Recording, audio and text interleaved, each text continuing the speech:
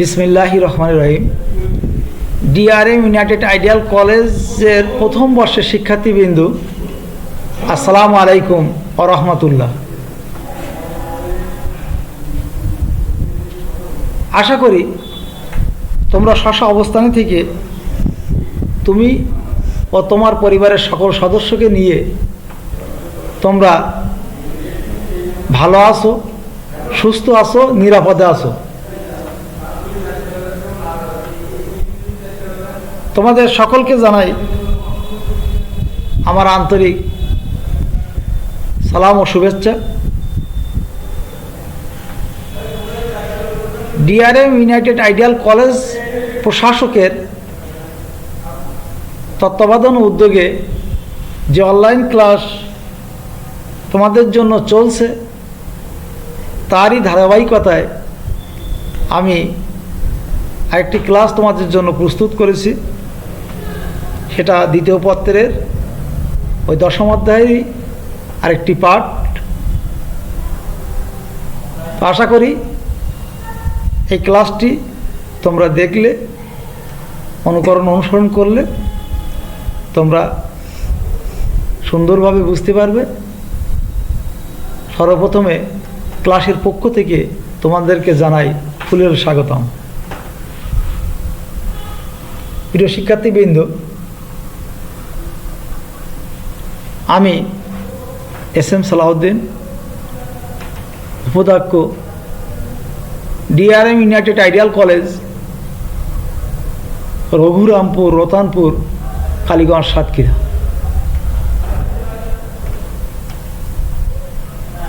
আমরা এখন একটি ভিডিও দেখব।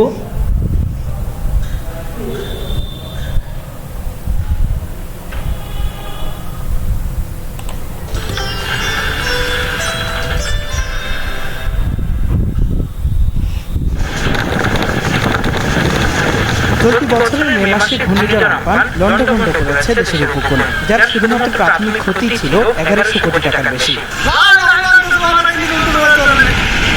সেই ক্ষতি পুষাতে যখন চলছে মরণপণ লড়াই, এরই মধ্যে চলে এলো বাঁধভাঙা বন্যা। পরপর 2 ধাপের এই বন্যা অর্ধ কোটির বেশি মানুষকে ভাসিয়ে রেখেছে টানা 1 মাস ধরে। 1985 সাল থেকে বন্যা পরিস্থিতির পর্যালোচনা করে দেখা যায় 1994 সাল পর্যন্ত 2-1 বছর পর বন্যা হতো দেশে, কিন্তু 1995 থেকে 2000 সাল পর্যন্ত তা প্রতি বছরে পড়ছে। এরপর আবারও 2-1 বছর পর এলেও 2010 সালের পর থেকে প্রতি বছর টানা বন্যা হচ্ছে। সঙ্গে বাড়ছে বন্যার শক্তিও। পানির উচ্চতা 2019 সালের বন্যা পূর্বের সব রেকর্ড ছাড়িয়েছিল। এবারের বন্যা ছুটে যাচ্ছে 1998 সালের বন্যার স্থায়িত্বকেও। বাংলাদেশের ভিতরে এবং বাংলাদেশ সম্পূর্ণ যে ভারতীয় নাগরিক আছে সেই অংশে আসলে সেটা পরিমাণ অনেক বেশি, সেই জন্য আসলে বন্যাটা ক্ষতিগ্রস্ত। বন্যার মূল কারণ ভারী বৃষ্টিপাত। নাসা থেকে বৃষ্টির তথ্য যাচাই করে দেখা যায়, যেখানে সারা বছরের গড় বৃষ্টিপাত হয় 2148 মিলিমিটার, সেখানে শুধু জুন-জুলাই মাসেই এই অঞ্চলে বৃষ্টি হয়েছে 1200 মিলিমিটার। বৃষ্টিপাতের এমন অস্বাভাবিক পরিবর্তন হচ্ছে ক্রমবর্ধমান হারে। গবেষকরা বলছেন এর সবই হচ্ছে জলবায়ু পরিবর্তনের কারণে। এবারে বন্যা বিগত কয়েক বছরের বন্যা থেকে কিছু ব্যতিক্রম আছে। যেমন বন্যা অন্তত 15 দিন আগে শুরু হয়েছে, জুনের 26 তারিখ। গত কয়েক বছরে আমরা জুলাই সেকেন্ড উইকে বন্যা ডেঞ্জার লেভেল ক্রস করতে দেখেছি। এটা দীর্ঘস্থায়ী দিক থেকে 98-এর পরে এত বড় বন্যা আমরা দেখলাম, যেটা হয়তো 1.5 মাসের মধ্যে স্থায়ী হবে। আর কিছু স্টেশনে আমরা দেখছি যে এটা রেকর্ড লেভেল ক্রস করে গেছে। জলবায়ু পরিবর্তনের ফলে ভবিষ্যতের যে বন্যাগুলি আসবে সেগুলি হয়তো আরো লং ডিউরেশন হতে পারে, আরো ইন্টেন্সিটি বাড়তে পারে। পরিস্থিতি মোকাবিলায় উজানের দেশগুলোকে নিয়ে যৌথ বন্যা ব্যবস্থাপনারও পরামর্শ এই জলবায়ুবিদের। দেশের উত্তর, পূর্ব ও মধ্যাঞ্চল পেরিয়ে বন্যার পানি এখন পৌঁছেছে রাজধানীতে। আর এভাবেই একের পর এক বাংলাদেশে স্পষ্ট হচ্ছে জলবায়ু পরিবর্তনের প্রভাব, যার প্রভাবে অর্থনৈতিক ও সামাজিকভাবে চরম ক্ষতিগ্রস্ত হচ্ছে এই দেশ। বিশেষজ্ঞরা বলছেন, শিগগিরই পদক্ষেপ না নিলে জলবায়ু পরিবর্তনের আরো কঠিন প্রভাব অপেক্ষা করছে বাংলাদেশের জন্য। কেফায়েত শাকিল, সময় সংবাদ, ঢাকা। প্রিয় শিক্ষার্থীবৃন্দ, আমরা যে ভিডিওটি এতক্ষণ দেখলাম তার থেকে সহজে অনুমান করতে পারছি যে আমাদের আগে যেভাবে বর্ষা হতো, ঝড় হতো, তার ধারাবাহিকতা সম্পূর্ণ নষ্ট হয়ে গেছে। তো এটা কিসের জন্যে নষ্ট হচ্ছে? এই অস্বাভাবিকতাকে একটি কারণ হিসেবে চিহ্নিত করেছে। সেটা নিয়ে আজকে তোমাদের সামনে আমি পাঠ নিয়ে আসছি। আমার মনে হয় আজকের পাঠ সম্পর্কে তোমরা সকলেই অবহিত। পাঠটি, আজকের পাঠ ঘোষণা জলবায়ু পরিবর্তন। পত্র শিরোনাম পৌরনীতি সুশাসন, দ্বিতীয় পত্র, 10ম অধ্যায়, একাদশ দ্বাদশ শ্রেণী।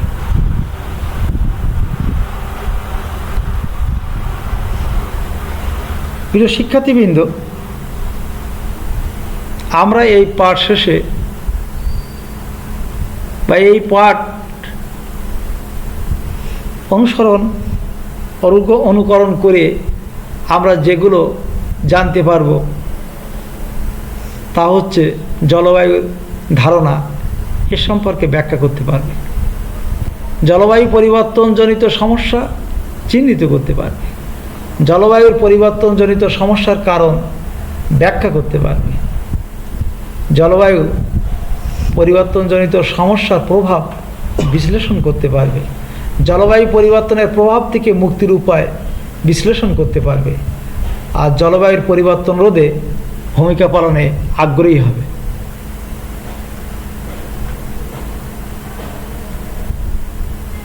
কনসেপ্ট অফ ক্লাইমেট অর্থাৎ জলবায়ুর ধারণা।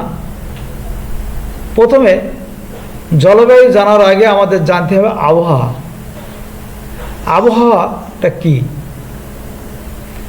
কোনো স্থানের স্বল্প সময়ের অর্থাৎ এক দিন থেকে 7 দিনের বায়ু, তাপ, বৃষ্টিপাত ইত্যাদির গড় অবস্থাকে আমরা আবহাওয়া বলে থাকি। এরপরেই আমাদের জলবায়ুর ধারণা, যে সাধারণত 30 বছরের বেশি সময়ের আবহাওয়ার গড়কে জলবায়ু বলে।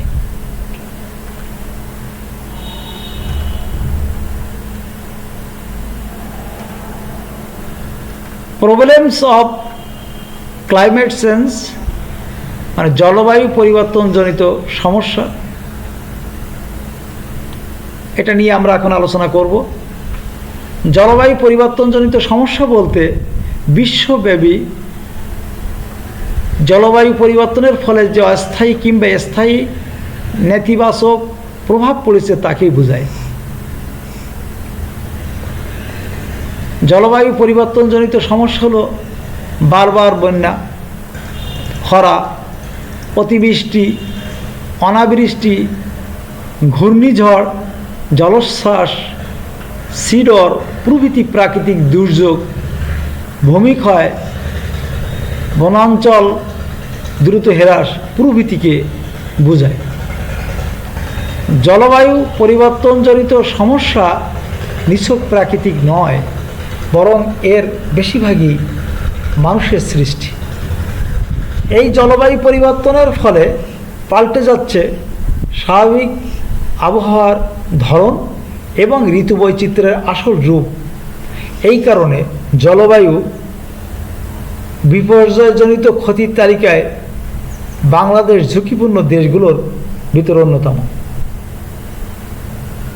তো আমরা দুটো চিত্র দেখতে পাই, একটা প্রাকৃতিক কারণে সৃষ্ট বিপর্যয়,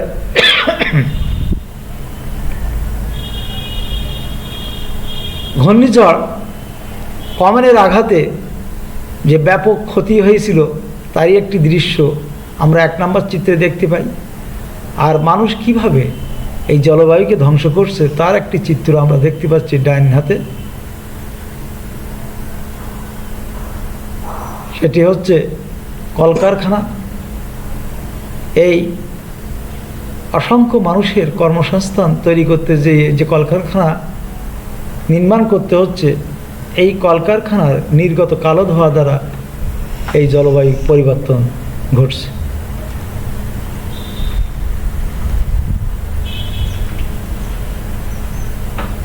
জলবায়ু পরিবর্তনের কারণ, causes of problems related to climate change. জলবায়ুর পরিবর্তনের মূল কারণ হলো পৃথিবী উষ্ণায়ন, মানে তাপমাত্রা বেড়ে গেছে, গরমত্ব আগের চেয়ে অনেক বেশি অনুভূত হচ্ছে। এর ফলে পৃথিবী উত্তপ্ত হচ্ছে আর জলবায়ু ক্রমে ক্রমে অর্থাৎ ক্রমশ পরিবর্তিত হচ্ছে। জলবায়ুর পরিবর্তন ঘটে মূলত দুটি কারণে, একটি হচ্ছে প্রাকৃতিক কারণ আর অপরটি হলো মানুষ সৃষ্ট কারণ। প্রাকৃতিক কারণগুলো হলো পৃথিবীর অক্ষরেখা পরিবর্তন হচ্ছে, মহাসাগরীয় পরিবর্তন, আগ্নেয়গিরির অগ্নি উৎপাত, ঘন ঘন আগ্নেয়গিরির অগ্নি উৎপাত ঘটছে, সূর্যরশ্মির ও পরিবর্তন হচ্ছে প্রভৃতি। আর মানুষ সৃষ্ট কারণগুলো হচ্ছে অপরিকল্পিত নগরায়ন, শিল্পায়ন, বাড়িঘর নির্মাণ প্রভৃতি। চিত্র 1-এ আমরা দেখি আগ্নেয়গিরির অগ্নি উৎপাত, যেটা 2-5 বছরেও দেখা যায় না, বছরে অনেকবারই এখন অগ্নি উৎপাত ঘটছে। আর দ্বিতীয় চিত্রে দেখি প্রবাহমান নদীর ভিতর বাড়ি তৈরি করে নদীর চলমান গতিপথকে রুদ্ধ করে সেখানে ফসল তৈরি করা হচ্ছে, বাড়িঘর তৈরি করা হচ্ছে। এভাবে জলবায়ুর পরিবর্তন ঘটছে। জলবায়ু পরিবর্তনের আরও অনেক কারণ রয়েছে, এগুলো হলো বৈশ্বিক উষ্ণায়ন। বর্তমানে বিজ্ঞানী ও গবেষকেরা জলবায়ু পরিবর্তনের জন্য মনুষ্য সৃষ্টি কারণকেই মুখ্য বলে প্রকাশ করেছেন। তারা মানুষের দ্বারা উষ্ণতা বৃদ্ধিকারক গ্যাস নিঃসরণের পরিমাণ বৃদ্ধিকে এর জন্য দায়ী করেছেন। এই উষ্ণায়নের প্রধান কারণ হচ্ছে উন্নত বিশ্ব ব্যাপকভাবে জীবাশ্ম জ্বালানি, গ্রিনহাউস গ্যাস প্রভৃতির ব্যবহার করছে। বায়ুর মূল উপাদান অক্সিজেন ও নাইট্রোজেন হলেও এর বাইরে রয়েছে কিছু গ্যাস, যেমন green house gas, carbon dioxide, nitrous oxide, methane, halon, জলীয় বাষ্প, ওজোন গ্যাস, ফ্লোরোকার্বন অর্থাৎ CFC ইত্যাদি। এগুলো হলো green house gas. Green house মূলত উপরোক্ত গ্যাসের সমন্বয়ে গঠিত একটি আচ্ছাদন বা পর্দা। গ্রিন হাউস গ্যাস পৃথিবীর চারিপাশে একটা আবরণ তৈরি করে। এই আবরণ ভেদ করে সূর্যরশ্মি প্রবেশ করতে পারে, কিন্তু সেখান থেকে তাপ বিকিরণ হওয়ার কোনো ব্যবস্থা নেই, অর্থাৎ কোনো মতেই এই পর্দা ভেদ করে উপরে উঠতে পারে না। এর ফলে ভূপৃষ্ঠ সংলগ্ন বায়ুমণ্ডলের উষ্ণতা বৃদ্ধি পাচ্ছে। আর একেই বলে বৈশ্বিক উষ্ণায়ন, গ্লোবাল ওয়ার্মিং। এই উষ্ণায়নের ফলে বায়ুমণ্ডল ও পৃথিবী ক্রমাগত উত্তপ্ত হয়ে উঠছে, সমুদ্র পৃষ্ঠের পানির উচ্চতা বাড়ছে। এই সময় কার্বন ডাইঅক্সাইড শতকরা 25% নাইট্রাস অক্সাইড শতকরা 19% এবং মিথেন বেড়েছে 100%।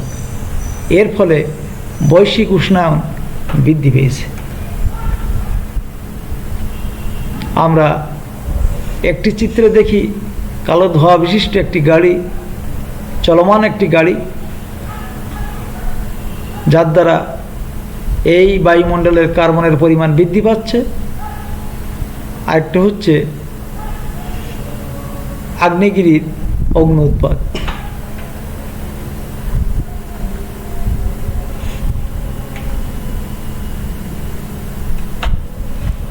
ওজোন স্তরের ক্ষয়ের দ্বারাও জলবায়ুর পরিবর্তন সাধিত হচ্ছে। আমাদের ব্যবহার্য refrigerator, air conditioner, aerosol, plastic, foam ইত্যাদি থেকে বায়ুমণ্ডলের সৃষ্টি হচ্ছে হাইড্রোক্লোরোফ্লোরোকার্বন HCFC নামক গ্রিন হাউস গ্যাস। এই গ্যাসের ফলে বায়ুমণ্ডলের ওজোন স্তর প্রতিনিয়ত ক্ষতিগ্রস্ত হচ্ছে, অথচ এ ওজনের স্তরই সূর্যের অতি বেগুনি রশ্মি শোষণ করে পৃথিবীর জীবজগৎকে রক্ষা করে থাকে। আমরা চিত্র 1-এ দেখতে পাচ্ছি রেফ্রিজারেটর, 2-এ দেখতে পাচ্ছি এয়ার কন্ডিশনার, 3-এ দেখতে পারি এয়ারসোল, প্লাস্টিক সামগ্রী, আর চিত্র 5-এ আমরা দেখতে পাই ফোম। এগুলো সবই ওজোন স্তর ক্ষয়ের পিছনে দায়ী।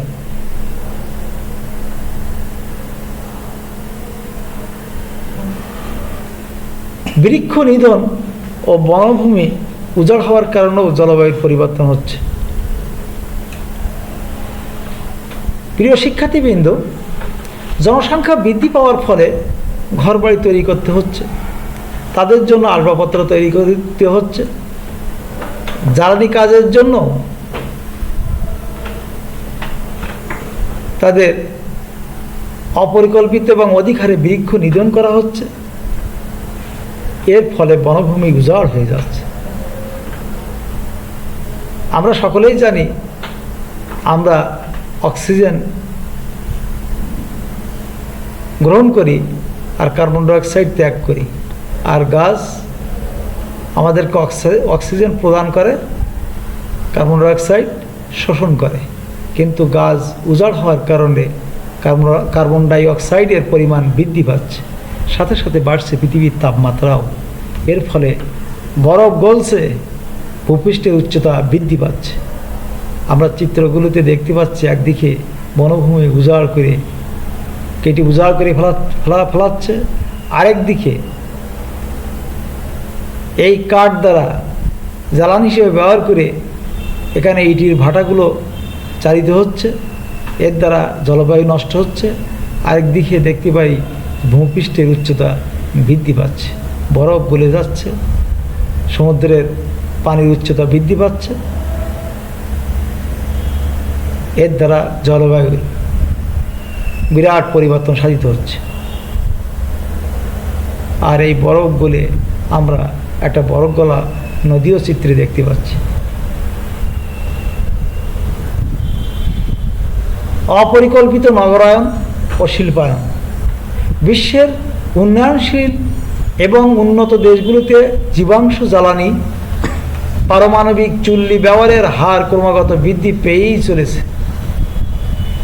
শিল্প কারখানার বর্জ্য ও কালো ধোঁয়া থেকেও নির্গত হচ্ছে প্রচুর পরিমাণে পারদ, সীসা ও আর্সেনিক। সমুদ্রে তেজস্ক্রিয়া বর্জ্য নিক্ষেপ করা হচ্ছে। বাংলাদেশে শহরের কাছাকাছি নদী ও খালগুলো ভরাট করে ফেলা হচ্ছে, বর্জ্য ফেলার কাজে ব্যবহৃত হচ্ছে। এর ফলে বায়ু দূষণ ঘটছে, ওজোন স্তরের ক্ষতি হচ্ছে, যানবাহনের নির্গত কালো ধোঁয়া কার্বন ডাইঅক্সাইড বায়ুমণ্ডলের ওজোন স্তরকে ক্ষতিগ্রস্ত করছে। আমরা প্রথম চিত্রে দেখি বর্জ্য নদীতে, কারখানা থেকে বর্জ্য নদীতে সরাসরি ফেলা হচ্ছে। আরেকটা চিত্রও আমরা তাই দেখতে পাচ্ছি, বিভিন্ন ধরনের রঞ্জক পদার্থ সেটাও নদীতে চলে যাচ্ছে। এর ফলে পরিবেশ দূষণ ঘটছে। আর সর্বশেষ আমাদের কারখানার থেকে নির্গত যে ধোঁয়া, তাতে carbon dioxide, sulphur, nitrous oxide, methane এইগুলো নির্গত হয়। বায়ুর প্রকৃত ভারসাম্য যেটা, এটা নষ্ট হয়ে যাচ্ছে, ফলে জলবায়ু পরিবর্তন হচ্ছে।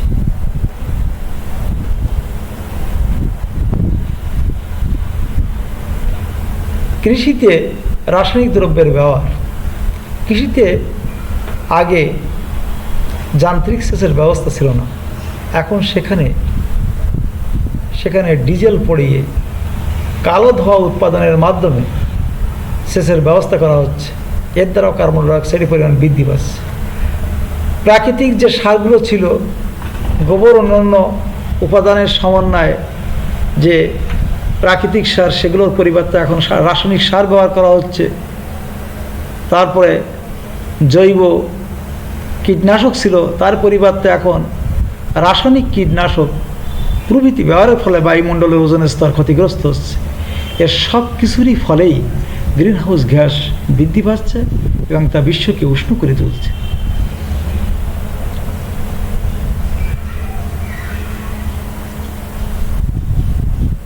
ইম্প্যাক্টস অফ ক্লাইমেট চেঞ্জ অর্থাৎ জলবায়ু পরিবর্তনের প্রভাব।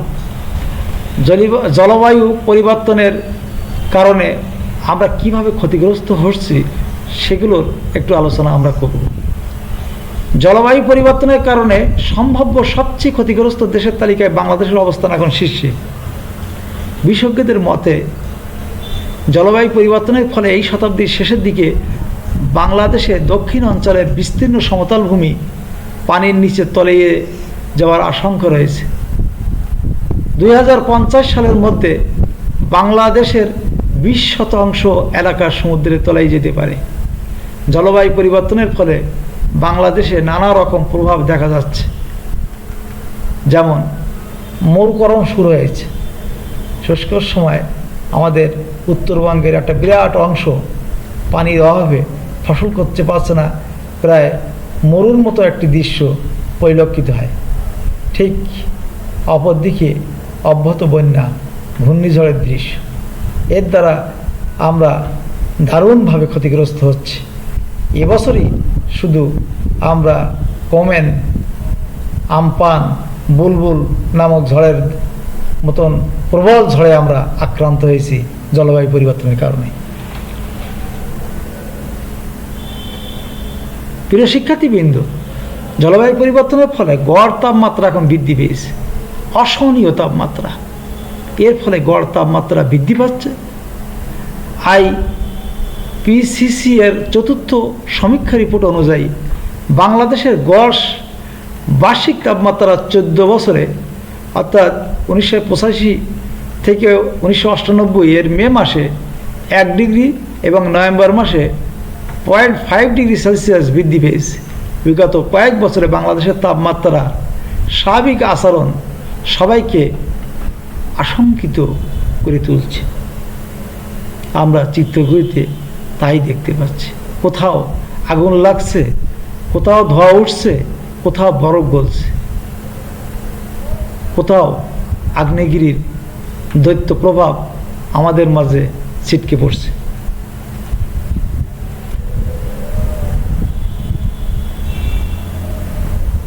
জলবায়ু পরিবর্তনের ফলে ঋতুরও পরিবর্তন হচ্ছে। আমরা জানি বাংলাদেশ ষড়ঋতুর দেশ। গ্রীষ্ম, বর্ষা, শরৎ, হেমন্ত, শীত ও বসন্ত। কিন্তু জলবায়ু পরিবর্তনের ফলে সেই 6টি ঋতু আর আমাদের অনুভূত হয় না। বর্তমানে 3টি ঋতুই আমরা অনুভব করি: গ্রীষ্ম, বর্ষা এবং শীত। গ্রীষ্মকালে অসহনীয় তাপদাহ, আর বর্ষাকালে কখনো অতিবৃষ্টি, আবার কখনো অনাবৃষ্টি, অর্থাৎ বৃষ্টির মাত্রা খুবই কম। আর শীতের দিনে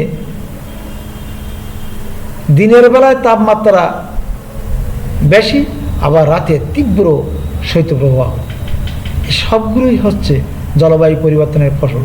চিত্রগুলিতে দেখি একদিকে হচ্ছে চৌচির হয়ে গেছে মাটি, এরপরে অতিবৃষ্টির ফলে যানবাহনগুলো স্বাভাবিকভাবে যে চলাফেরা করতে পারত সেগুলো তারা রাস্তা দিয়ে চলাফেরা করছে না, মনে হচ্ছে খাল বা নদী দিয়েই চলাফেরা করছে। আর তৃতীয় দৃশ্য আমাদের সেই পূর্বকালের দৃশ্য, অর্থাৎ শীতে যে খেজুর রসের আমেজ, এটাও আমাদের জলবায়ু পরিবর্তনের কারণে এটাও আমাদের আর পরিলক্ষিত হয় না। বৃষ্টিপাত হ্রাস পেয়েছে। জলবায়ু পরিবর্তনের ফলে বৃষ্টিপাত হ্রাস পাচ্ছে। বাংলাদেশের আবহাওয়া অধিদপ্তর প্রদত্ত তথ্য অনুসারে 2010 খ্রিস্টাব্দে যে পরিমাণ বৃষ্টি হয়েছে 47,000 447 মিলিমিটার, তা বিগত 15 বছরের মধ্যে সর্বনিম্ন। এর ফলে বাংলাদেশের কৃষিতে এর বিরূপ প্রভাব পড়বে। কৃষককে যান্ত্রিক সেচ ব্যবস্থার উপর আরও বেশি নির্ভরশীল হতে হবে, আর এর দ্বারা কী হবে, একটা সময় মরুকরণ ঘটবে।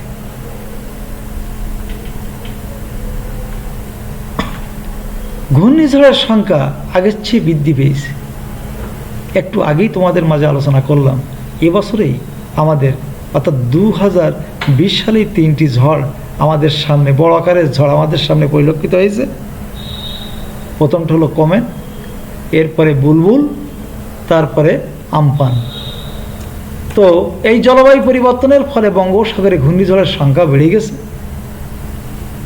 বঙ্গোপসাগর উপকূলে মাছ ধরার মৌসুমে 3 মাসের মধ্যে সিগন্যাল বা বিপদ সংকেত আগে থাকতো না, কিন্তু ঘূর্ণিঝড়ের সংখ্যা বৃদ্ধি পাওয়ার কারণে এখন প্রত্যেক সপ্তাহে কমপক্ষে একটি করে সিগন্যাল থাকছে।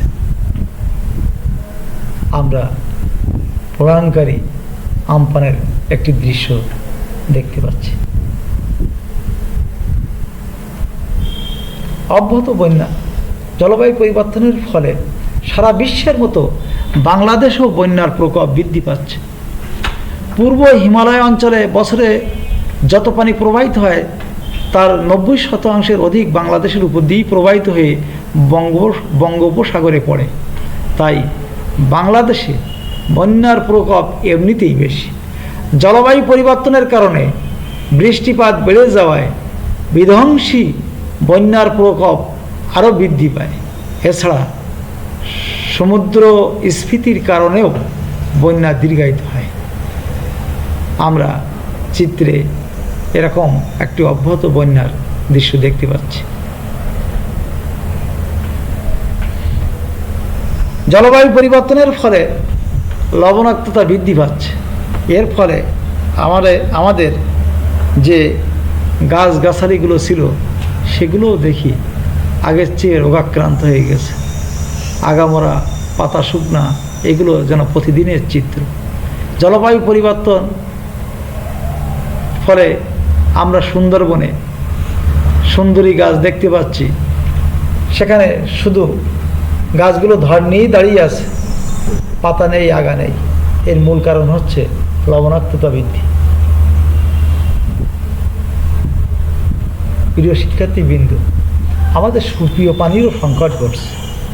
আগে আমরা পুকুর খনন করেই সেখান থেকে অথবা খাল বিল নদীনালা থেকে আমরা এই সুপেয় পানি, মিষ্টি পানি, মিঠা পানি এগুলো আমরা সংগ্রহ করতে পারতাম।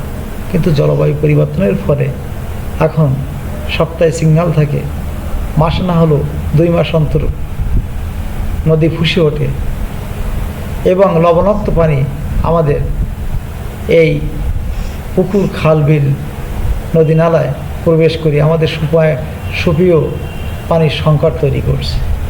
আমরা আগের একটি প্রথম চিত্রে দেখছি লবণাক্ত পরিবেশের আগে কি সবুজে ঘেরা সুন্দর একটি বড় পুকুর, আর লবণাক্ত পানি প্রবেশের পর সেই লবণাক্ত পানিকে বাধা দেওয়ার জন্যে বস্তায় মাটি ভরে চারিদিকে ভেড়িবাঁধ দেওয়া হচ্ছে, আর তারপরও তাতে লবণাক্ত পানি বন্ধ হয় নাই। সেখানে আমরা আজকে যে মুখ ধোবো, সেই পানি দিয়ে মুখ ধুলেও আমাদের চোখ মুখ জ্বালা করে। সব মিলিয়ে এই সংকট তৈরি হয়েছে জলবায়ু পরিবর্তনের কারণেই। প্রিয় শিক্ষার্থীবৃন্দ, জলবায়ু পরিবর্তনের ফলে জীব বৈচিত্র্যও ধ্বংস হচ্ছে। এর ফলে কি হচ্ছে, খাদ্য শৃঙ্খল যখন নষ্ট হয়ে যায়, তখন যে ধরনের জীব যেখানে থাকা উচিত সেই জীবগুলো সেখানে বসবাসেরও অনুপযোগী হয়ে পড়ছে, ফলে তারা সেখান থেকে অবস্থান ছাড়ছে। অতএব এই জলবায়ু পরিবর্তনের কারণে আমরা অনেক কিছু আগে দেখতে পেতাম, কিন্তু এখন আর দেখতে পাই না। আগে আমরা সুন্দরবনে অনেক হরিণীর সাথে সাক্ষাৎ হতো, কিন্তু এখন আর দেখা যাচ্ছে না। জলবায়ু পরিবর্তনের ফলে তাপমাত্রা বৃদ্ধি পেয়েছে। বনের ক্যাঙ্গারু, ডাঙ্গায় এসে একটু ঠান্ডা সংস্পর্শ পাওয়ার জন্যে জনতার ভিড়ে এসে ঠান্ডা পানি দিয়ে সে কি করছে, সে একটু ঠান্ডা হচ্ছে। আর আরেকটা চিত্রে আমরা দেখতে পাচ্ছি ডলফিনের মতন একটি মানে সহজে যে জিনিসগুলো আমরা পাই না, একটা বিরল প্রাণী, এগুলো মারাও যাচ্ছে।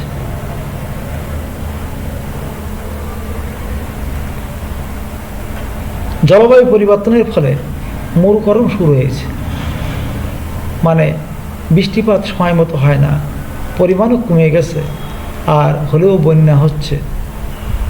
ভূগর্ভস্থ পানির স্তর ক্রমেই নিচে নেমে যাচ্ছে।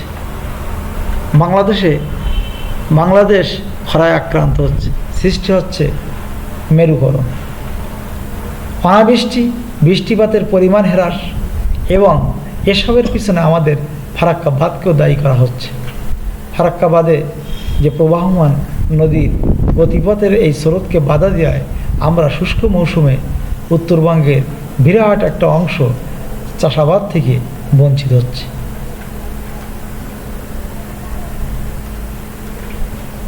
হিমবাহ, জলবায়ু পরিবর্তনের আরেকটি কারণ হলো হিমবাহ, অর্থাৎ বরফ অঞ্চলের বরফের পাহাড়গুলো গলছে, চূর্ণ বিচ্ছিন্ন হচ্ছে। এর ফলে কী হচ্ছে? এর ফলে কখনো অতিবৃষ্টি এবং বন্যার সৃষ্টি হচ্ছে, কেন সাগর পৃষ্ঠের উচ্চতা বৃদ্ধি পেয়েছে। এর ফলে সাগর মাঝে মাঝে ফুঁসে উঠে বিভিন্ন ধরনের প্রাকৃতিক বিপর্যয় সৃষ্টি করে আমাদের জনজীবনকে ক্ষতিগ্রস্ত করছে।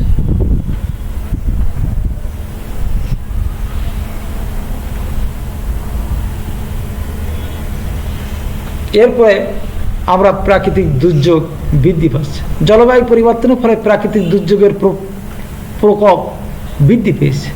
বাংলাদেশ বিশ্বের সবথেকে দুর্যোগ প্রবণ এলাকাগুলোর অন্যতম। বাংলাদেশে ঘূর্ণিঝড়, জলোচ্ছ্বাস, সাইক্লোন, টর্নেডো প্রভৃতি দুর্যোগের মাত্রা বৃদ্ধি পাচ্ছে। 2007 খ্রিস্টাব্দে ঘূর্ণিঝড় সিডর, 2008 খ্রিস্টাব্দে ঘূর্ণিঝড় নার্গিস, 2009 খ্রিস্টাব্দে 25শে মে ঘূর্ণিঝড় আইলা, 2020 খ্রিস্টাব্দে ঘূর্ণিঝড় বুলবুল, কোমেন, আমপান বাংলাদেশ এবং পার্শ্ববর্তী কয়েকটি দেশে মারাত্মক ক্ষতি সাধন করেছে। আমরা নিচের চিত্রগুলো দেখলেই একটা একটা ঝড়ের এক এক ধরনের ক্ষতির তাণ্ডব আমরা দেখতে পাচ্ছি।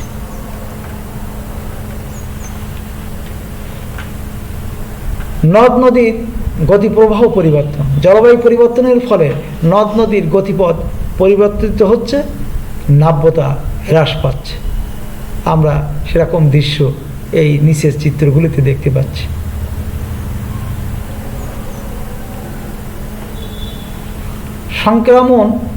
সংক্রামক ব্যাধির বিস্তার ঘটেছে। জলবায়ু পরিবর্তনের ফলে নতুন রোগের সৃষ্টি হচ্ছে, সংক্রামক ব্যাধির প্রকোপ বাড়ছে। এর ফলে জনস্বাস্থ্য ঝুঁকির মধ্যে পড়ছে। যেমন করোনার মতো ভাইরাসের সাথে আমরা এখন সবাই মিলে লড়ছি। আর এর আগে ছিল আরেকটি সংক্রামক ব্যাধি, বার্ড ফ্লু, যেটাও চায়না সহ বিভিন্ন রাষ্ট্রে ব্যাপক হারে ছড়িয়ে পড়ছিল।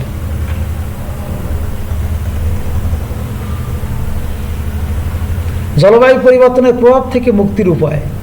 জলবায়ু পরিবর্তনের কারণে যে ভয়াবহ আর্থসামাজিক ও পরিবেশগত বিপর্যয়ের মুখোমুখি হয়েছে আজ সমগ্র বিশ্ব, তা থেকে বাঁচতে হলে বা মুক্তি পেতে হলে আমাদের কিছু করণীয় আছে।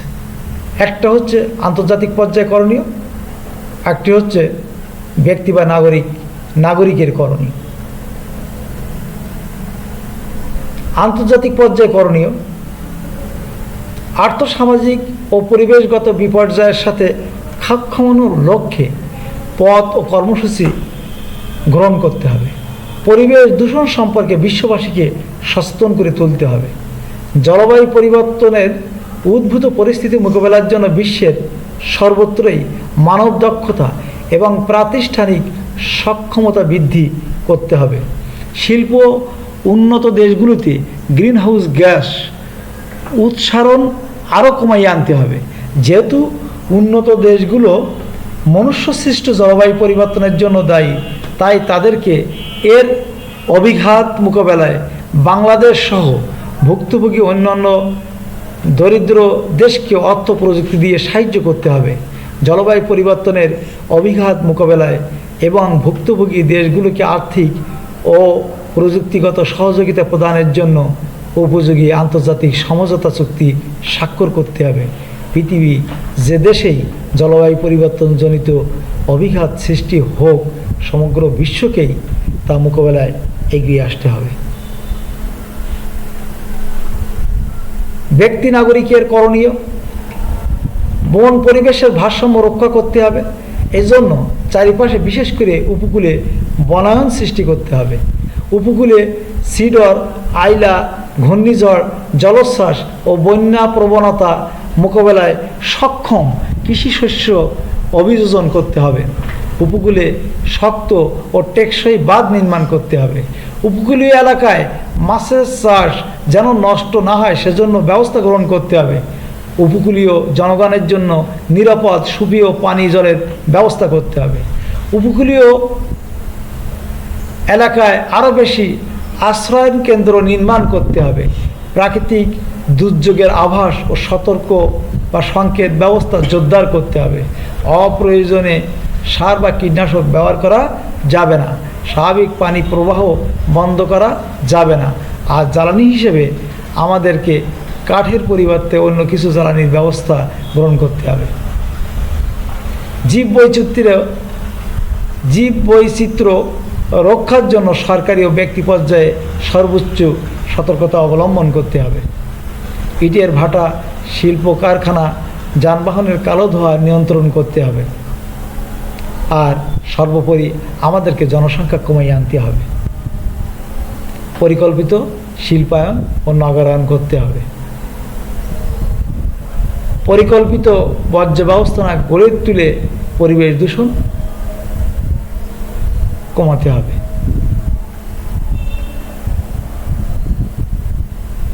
আমরা জলবায়ু পরিবর্তনের উপরে দীর্ঘ সময় আলোচনা করছি। আমার মনে হয় এই আলোচনা তোমরা অংশগ্রহণ যারা করছো বা করতে পারোনি, সকলেই যখন অনলাইনের আওতায় আসবে এই আলোচনা থেকে তোমরা এই পরিবর্তনের কারণগুলো সম্পর্কে পরিষ্কার একটি ধারণা পাবে। আর এই ধারণা ধারণ করে তোমরা স্ব অবস্থানে থেকে কিছু কাজ করবে। যে জলবায়ু পরিবর্তন বলতে কী বুঝো এটা লিখবে, আর জলবায়ু পরিবর্তন হয় কয়টি কারণে তা উল্লেখ করতে হবে। তো আজকের যে বিষয়গুলো তোমাদের সামনে আমি আলোচনায় আনছিলাম সেটা হলো জলবায়ুর পূর্বে আবহাওয়া সম্পর্কে আমি আলোচনা করেছি, তারপরে জলবায়ু সম্পর্কে ধারণা দিয়েছি, এরপরে জলবায়ু পরিবর্তনজনিত সমস্যা সম্পর্কে ধারণা দিয়েছি, জলবায়ু পরিবর্তনজনিত সমস্যার কারণ কি এ সম্পর্কেও ধারণা দিয়েছি, তারপরে জলবায়ুর পরিবর্তনজনিত সমস্যার প্রভাবে কি কি ঘটছে সে সম্পর্কেও ধারণা দিয়েছি, আর জলবায়ু পরিবর্তনের প্রভাব থেকে মুক্তির বিভিন্ন উপায় সম্পর্কেও ধারণা দিয়েছি। জলবায়ু পরিবর্তন রোধে একজন নাগরিক কি করণীয় সে সম্পর্কেও ধারণা দিয়েছি। মূল্যায়ন, জলবায়ু পরিবর্তনজনিত দুটো সমস্যা তোমরা লিখবে, আর জলবায়ু পরিবর্তনের প্রভাব থেকে মুক্তির দুটি উপায় তোমরা লিখবে।